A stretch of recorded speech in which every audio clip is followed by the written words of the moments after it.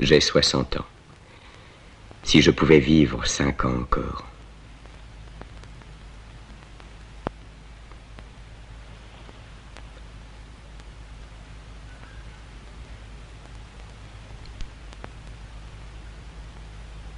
Je veux me réveiller. Je n'y arrive pas. La plupart du temps, je ne sais pas où je suis. Mais il m'arrive aussi de me croire autre part. J'ai l'impression que je vais mourir si je ne me réveille pas sur le champ. À Uskudar, dans la maison au bord de la mer, je m'asseyais dans mon lit. Et le cœur serré, j'écoutais âner les bateaux à moteur, battant la nuit, qui s'en allaient dans un voyage sans début et sans fin.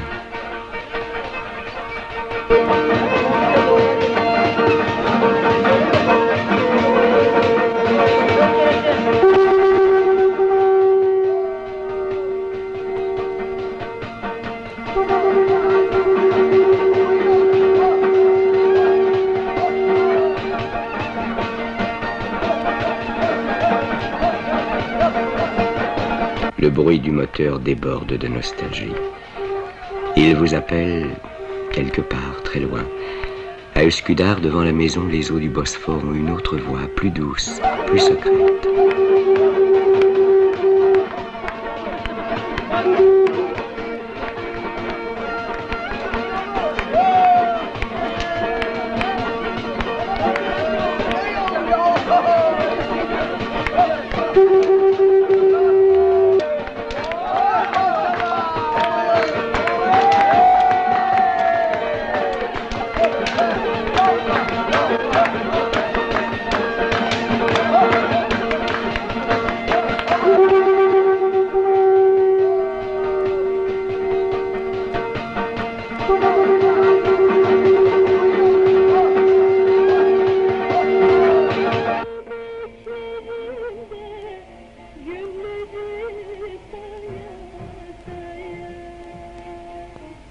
Les pluies de printemps tombent sur Istanbul.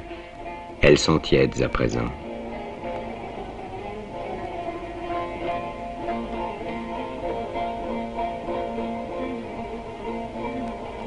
Il y a des villes où tu peux te balader un mois durant sans qu'elles finissent.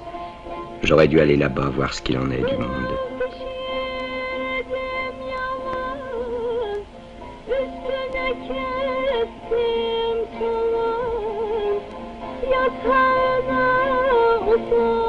Qu'est-ce qu'il y en a des usines à Istanbul? Qu'est-ce qu'il y en a en Turquie? Qu'est-ce qu'il y en a dans le monde? Innombrables. Et combien d'hommes, combien se disent « Si je ne trouve pas de travail, si je n'en ai pas, qui sait combien de chômeurs il y a dans le monde ?»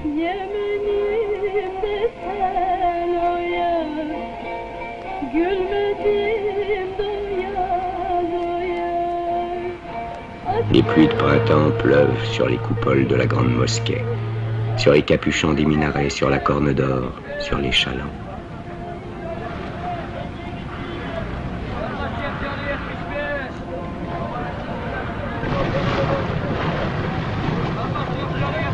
Les pluies de printemps tombent sur le marché aux poissons.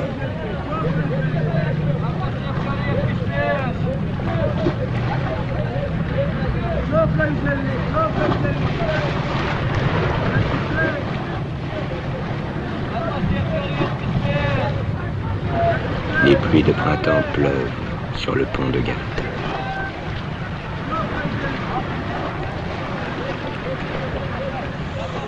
Je n'ai jamais reçu, sans rien donner en échange, d'argent de personne, sauf de mon grand-père les jours de fête.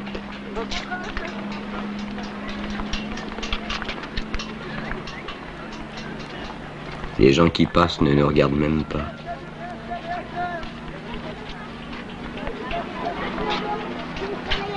Il ne passe tout de même pas que des salauds sur ce pont.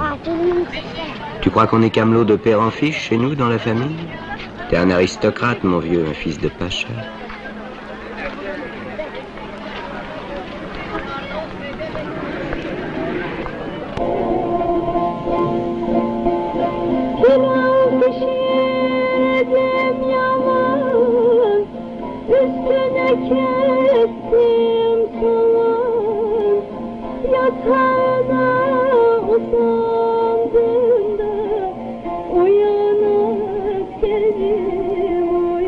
maison de bois moucharabiée. Une bise tiède gonfle les rideaux de tulle. La maison est silencieuse. À un virage quelque part, une voiture grince. Les rues sont désertes. C'est l'heure de la sieste.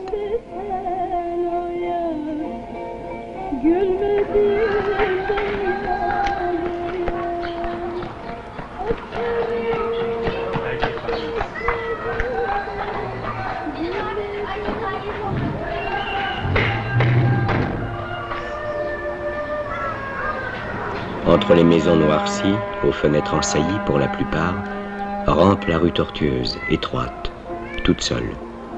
Et un silence, une solitude. On monte au premier. La propreté de ces divans recouverts de housses de toile me ravit. Le plancher, blanc comme de la résine à force d'être lavé, brossé, astiqué, est encore humide. Ça sent le savon des Dyrnées, il me semble. La lavande et le bois de sapin mouillé.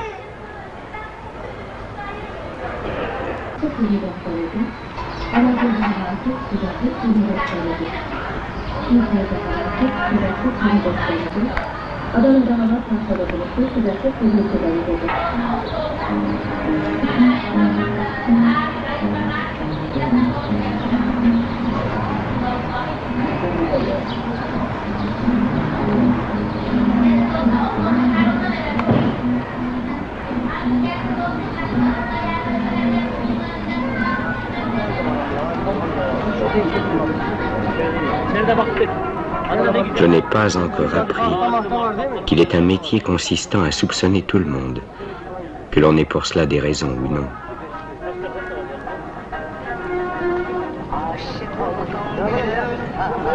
Ce doit être si triste de se sentir étranger quelque part. À moi, ça ne m'est pas arrivé. Mais à Üsküdar, dans la maison au bord de la mer, il y avait un jardinier, un Albanais, qui vivait à Istanbul depuis Dieu sait combien d'années. C'est un bien beau pays, répétait-il. Dieu vous le garde. Mais pour moi, c'est la migrance. Et j'ai bien peur de mourir sans revoir mon pays.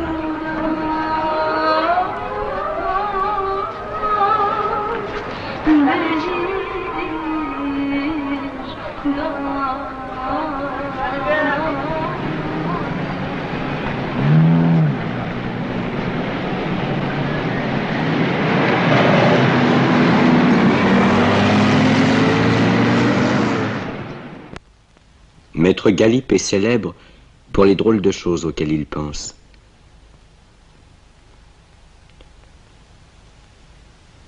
Si je pouvais chaque jour manger des gaufrettes, se disait-il à 5 ans.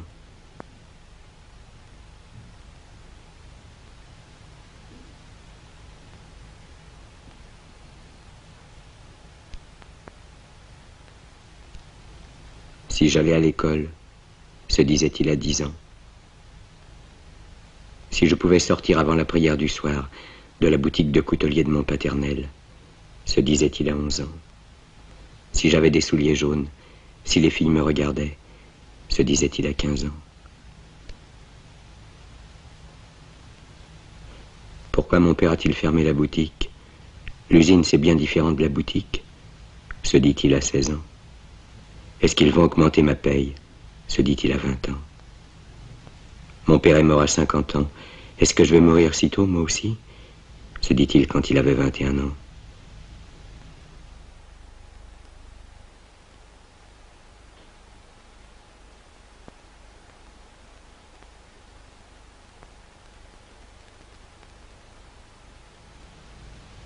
Et si je n'ai pas de travail? Pensa-t-il à 22 ans. Et si je n'ai pas de travail? Pensa-t-il à 23 ans. Et si je n'ai pas de travail, pensa-t-il à 24 ans, et souvent chômeur.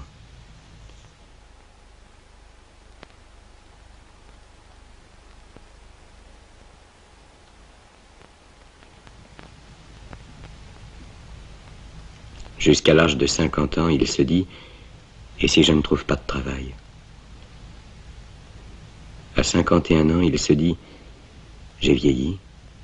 J'ai vécu 1 an de plus que mon père. Et maintenant, il a 52 ans. Il est chômeur. Et en ce moment, il s'est laissé prendre par la plus bizarre des idées. À quelle heure vais-je mourir? Est-ce que j'aurai une couverture sur moi quand je mourrai?